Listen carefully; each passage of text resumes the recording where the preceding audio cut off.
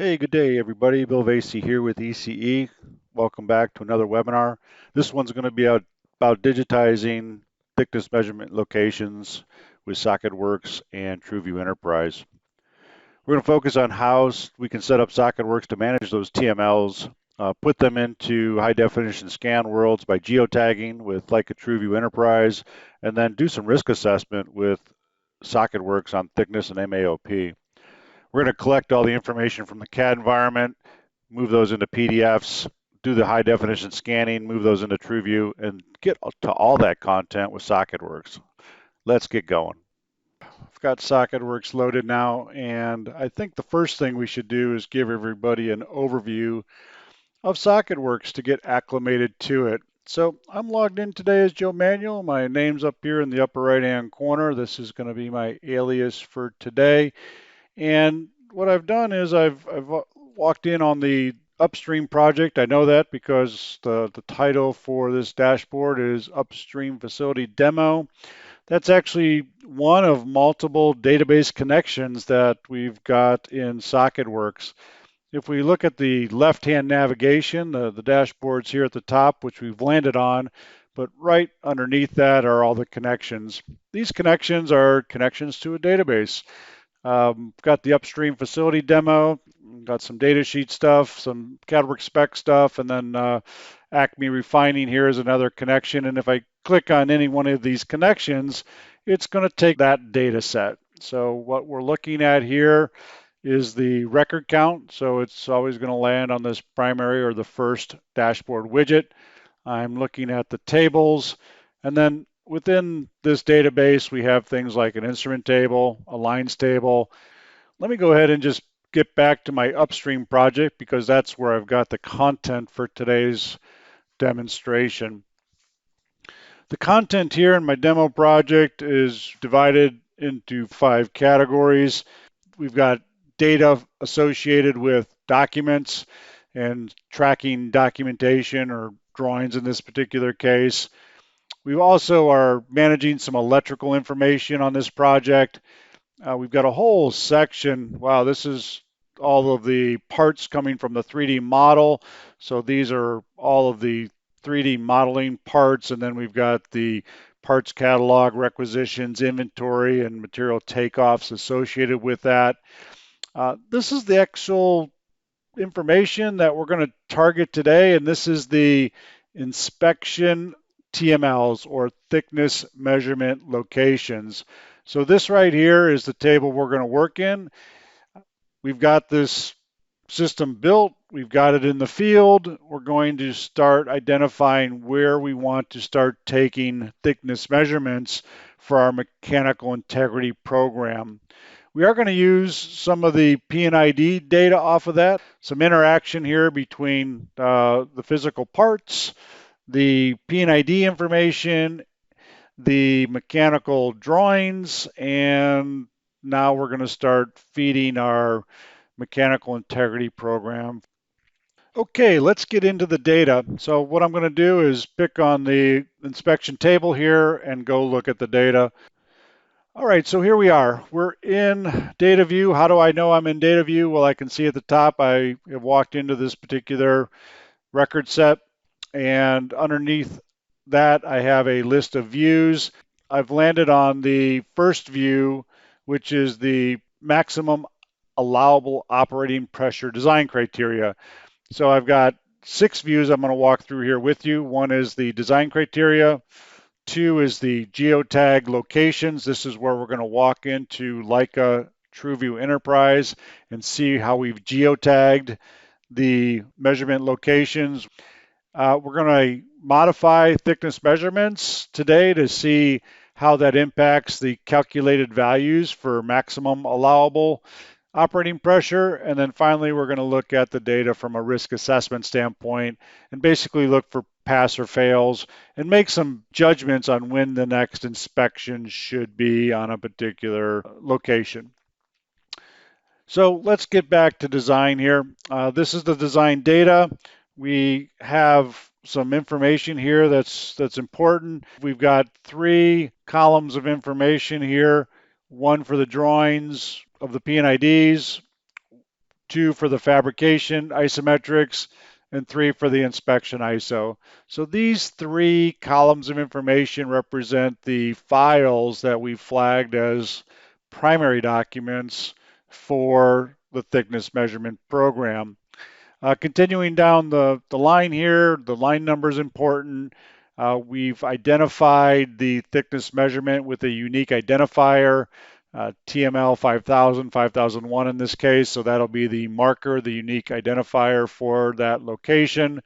We want to identify what type of component that measurement's being done on, a pipe or a fitting, and then the information associated with it relative to schedule, wall thickness, material, spec and grade gets us the yield, and then finally we've got a design MAOP. These 12 fields represent the design data that we need. So some of this information has to be raked off of the associated drawings, such as the P&ID. So let me just start out with the P&ID to get us orientated to this project.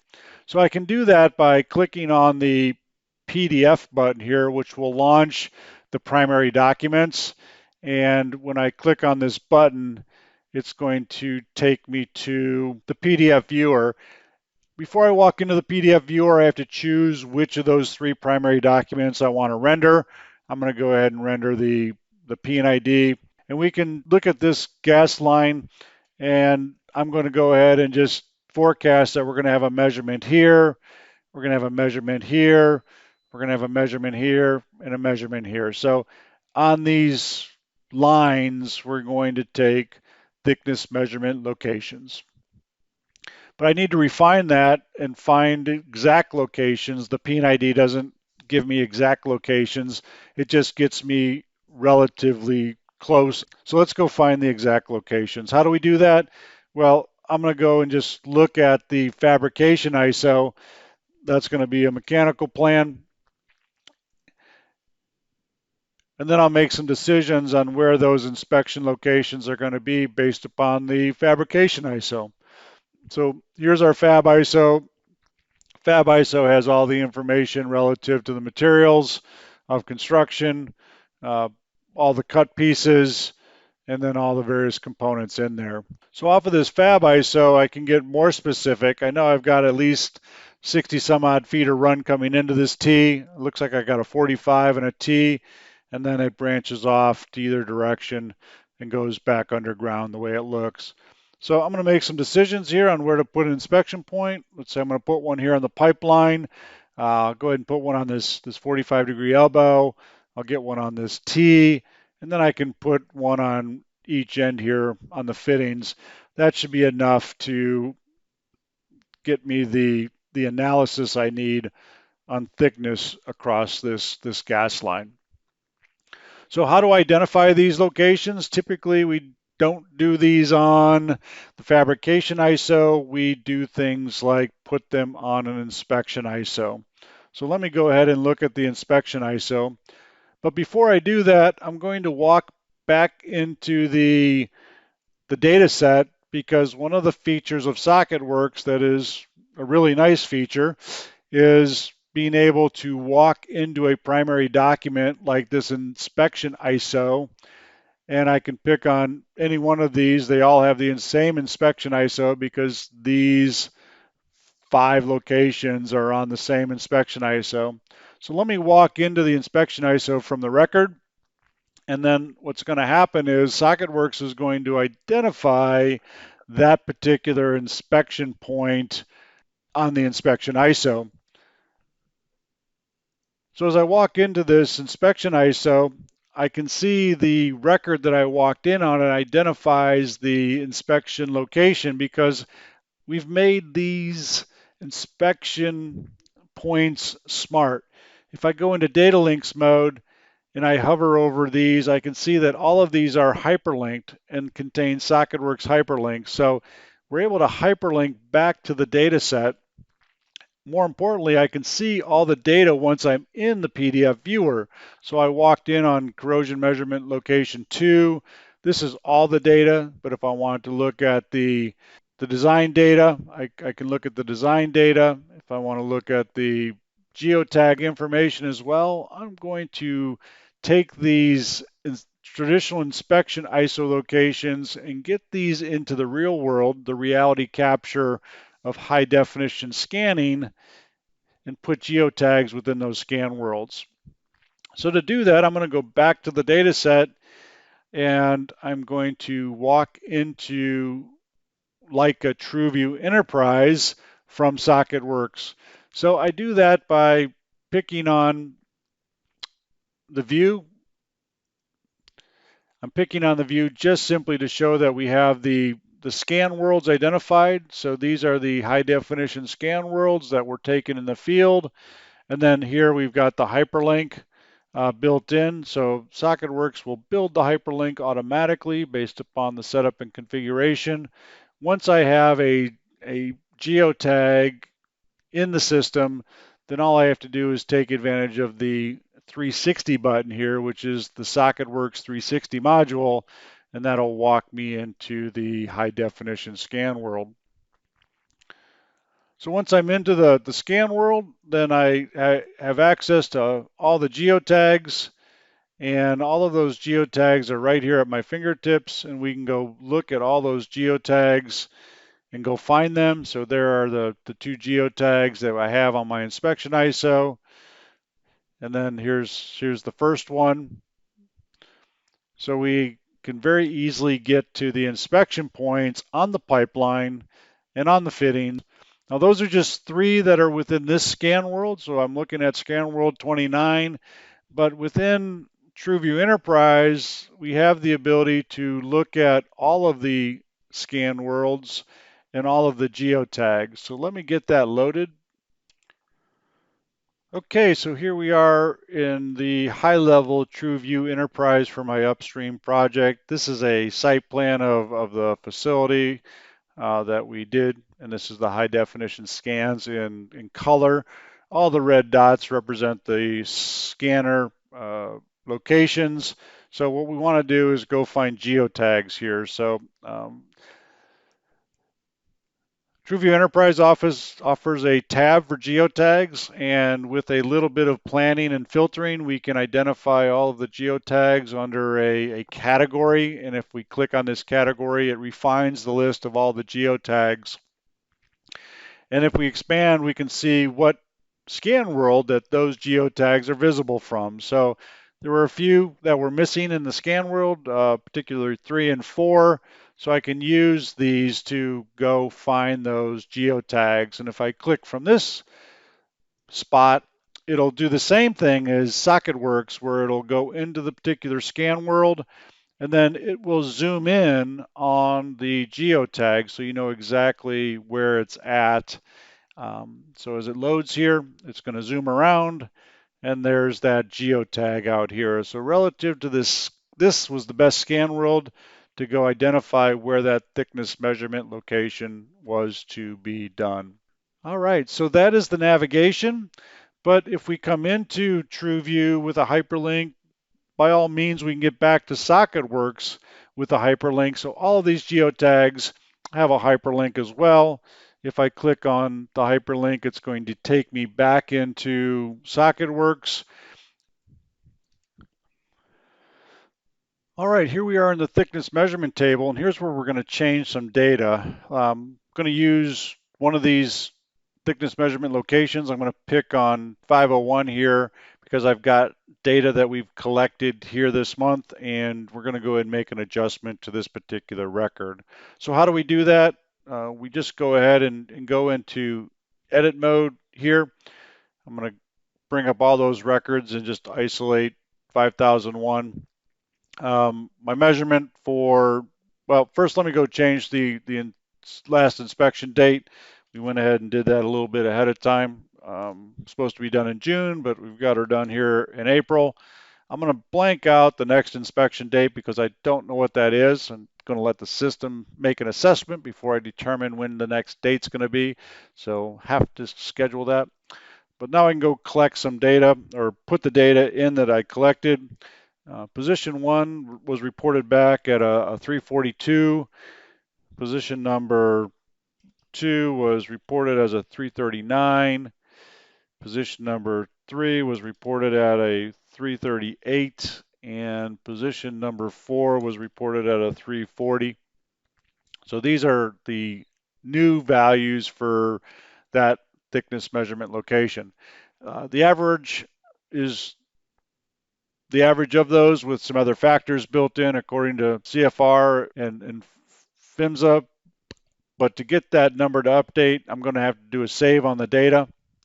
Once I do a save on the data, then I can go ahead and reload, and the reloaded data will give me the new value here in edit. So there is a reduction there, and that is the new value for thickness, the average thickness that we're going to use for the maximum allowable operating pressure calculation. So let's go ahead and get out of edit mode here. We've updated the data.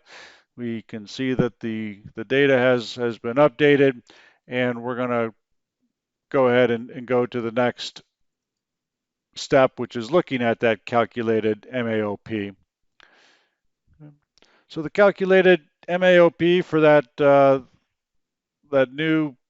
those new values here on 01, we can see that we're down to 1343, so we're a little bit of a reduction, let's say, from what the original was, and that's based upon the yield, the design factor, location factor, and some of the other factors such as temperature, longitudinal joint. But that is our new MAOP. Now the question is are we okay relative to our operating pressures, and take a look at it from a risk assessment standpoint. So in the risk assessment, and here we get the summary on whether we're good to go or not. If we look at this data now, we can see that for this particular record, scroll over a little bit here, we pass. We're still in good shape. We're operating well below the 1343, and we've got about 20 thousandths of wall thickness left. We do have one failure here, so this is something that we need to act upon. So based upon the wall thickness measurements that were collected here, we have a failure, so we have to do something with that. We're running wall thickness wise a little bit below where we should be, so that would probably necessitate an immediate action and a repair procedure associated with that. But based upon the pass on the one that we just did, I need to get a date in there. This is something that companies set some criteria on, and this information can be calculated to give us a new next inspection date, but that criteria has to be set, and that's usually a company policy as to when the next inspection date's going to be based upon the erosion or corrosion rates. So I'm going to put a date in here of 06/2023. Given the rate, looks like we're good for another 3 years at least, so I'm going to put that out to that particular date.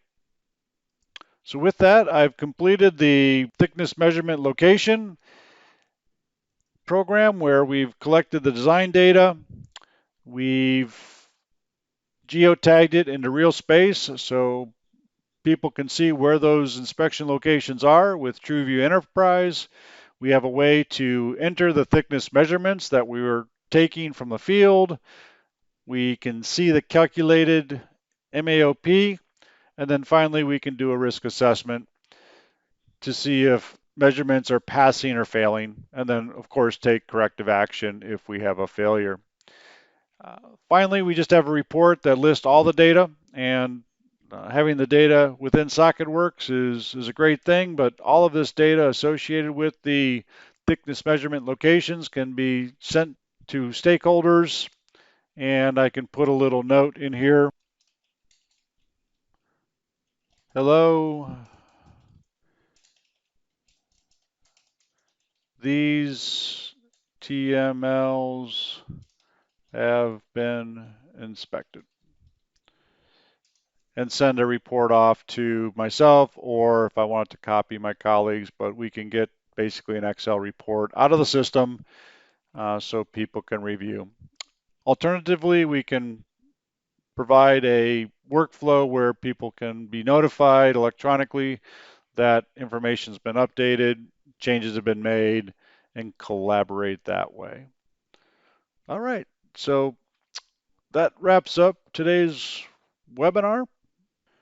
Well, the fun doesn't stop here. Come check us out at ecdesign.com. There's much more content there. Also, if you're interested in any of the content you saw today, please reach out to sales. We're here to help and look forward to the engagement. Thank you.